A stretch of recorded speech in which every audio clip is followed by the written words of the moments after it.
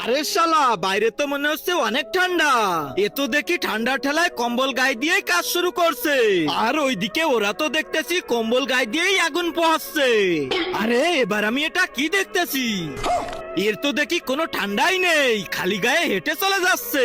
মনে হচ্ছে এটা ওই শরবতের পাওয়ার। যাই তাহলে, আজকে আমিও শরবত খাবো।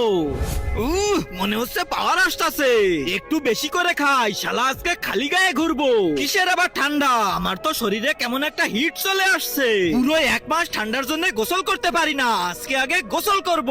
ভাই সরো তোমরা, সাইড দাও আমাকে। আরে হে ভাই, এত দূর তো কোথায় যাচ্ছিস? গোসল করতে যাচ্ছি, তুই যাবি? পাগল হয়েছিস নাকি? এত ঠান্ডায় কেউ গোসল করে? এত ঠান্ডা মানে কোথায় আবার ঠান্ডা? দাঁড়া, তোদেরকে আমি এখানেই গোসল করে দেখাচ্ছি। এইবার দেখ তোরা। তার আগে আল্লাহকে ভালোবেসে থাকলে ভিডিওটাতে লাইক করে চ্যানেলটা সাবস্ক্রাইব করে দাও। আর যদি না করো তাহলে ভাববো তুমি আল্লাহকে ভালোই বাসো না।